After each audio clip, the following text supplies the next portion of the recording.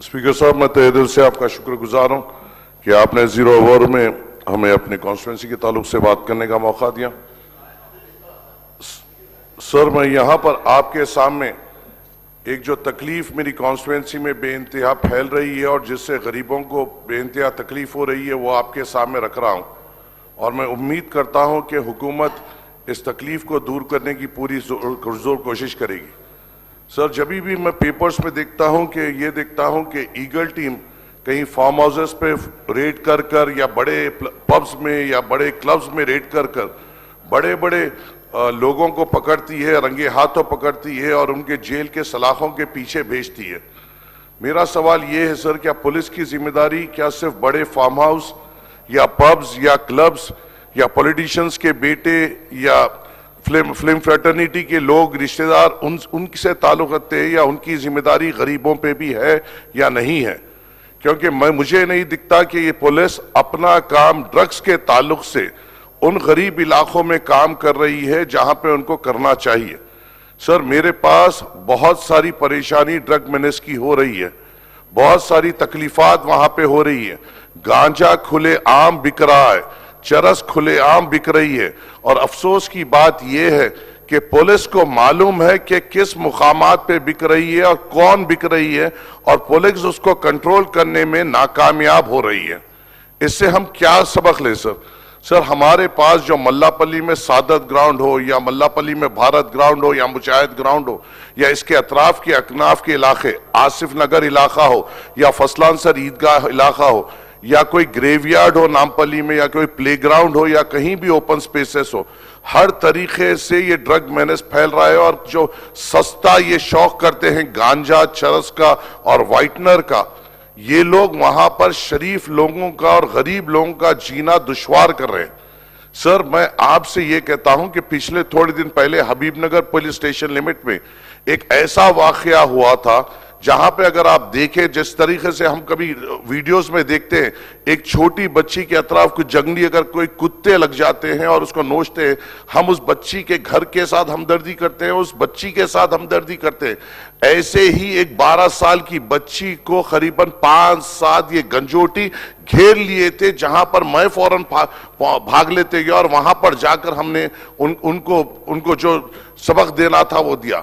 Sir, ये काम तो पुलिस का है ना, एमएलए का तो नहीं है। ये काम तो पुलिस का है, इलेक्टेड रिप्रेजेंटेटिव्स का नहीं है। क्या इसलिए गांजे को नहीं पकड़ा जा रहा है क्योंकि 1 ग्राम कोकीन पकड़ना बहुत अच्छी बात है? 1 ग्राम कोकीन के पैसों के बनिस्बत 100 कई किलो गांजा पकड़ना पड़ता है। पुलिस को अपनी शोहरत के साथ साथ गरीबों के लिए भी काम करना पड़ेगा। सर, मुझे तो कहीं फर्क नहीं दिख रहा। मैं हर प्लेटफॉर्म पर, चाहे कौन से भी पुलिस अहदेदारों के सामने, मैंने गांजा के ताल्लुक से, हमारी कॉन्स्टिट्यूंसी नामपल्ली के ताल्लुक से एक स्पॉट आइडेंटिफाई करते हुए पुलिस महकमे को दिया, मगर अफसोस की बात है एक भी जगह पे कुछ काम नहीं हो रहा है। और अफसोस की बात तो यह है सर कि पुलिस गरीब को डराती है और पुलिस गंजोटियों से डरती है। जब गंजोटी को पकड़ रही है, वो अपने हाथ से, वो ब्लेड से अपने हाथों पे मार रहा है और पुलिस ये डर के छोड़ दे रही है, अरे हमारी कस्टडी में इसको कुछ हो जाएगा तो हम सस्पेंड हो जाएंगे। पुलिस उसको लॉकअप में नहीं डाल रही है ये सोचकर अगर ये नशे की हालत में अपने आप को कुछ कर लेगा तो हमारी नौकरी चली जाएगी। ऐसा डरपोकपना सिर्फ गंजोटियों के साथ सब, फिर गरीब के ऊपर तो पूरी तौर में आते हैं और जुल्म करते हैं, गरीब को डराते हैं और गंजोटियों से डरते हैं सब। ये कौन सा कानून वाले हैं सर? क्योंकि ये मैं माफी चाहता हूं, मुझे मालूम है हर तरीके से काम होता है, हम तायद भी करते हैं जहां पे होता है, मगर मैं जो देख रहा हूं हमारे इलाकों में इस मैदान में ये लोग नाकामयाब हो रहे हैं।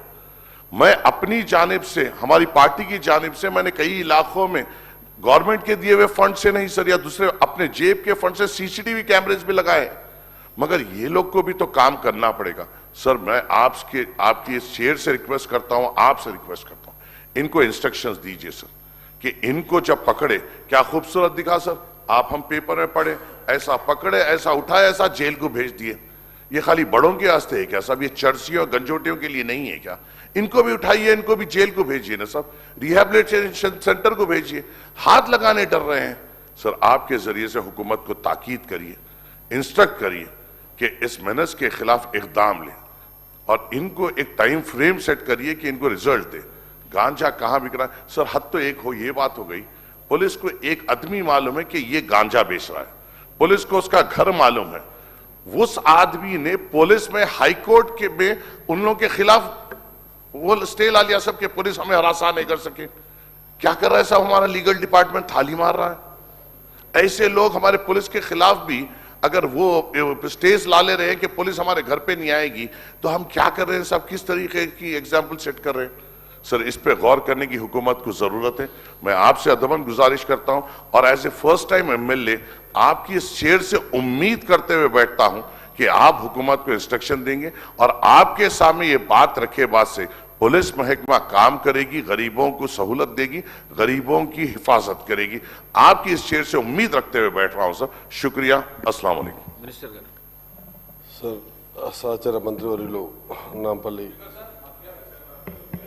మా ఎమ్మెల్యే గారు మాజీదన చెప్పినటువంటి విషయం పూర్తిగా నిజం కూడా అందరూ కూడా ఆశ్చర్యపోయే విషయం కాబట్టి ఖచ్చితంగా దీని పట్ల నోట్ చేసుకున్నాం. 100% ప్రభుత్వ పరంగా తీసుకోవాల్సిన ప్రతి చర్య కూడా కఠినంగా కూడా తీసుకునే ప్రయత్నం చేస్తాం అధ్యక్ష. Thank you. డాక్టర్ భూపతి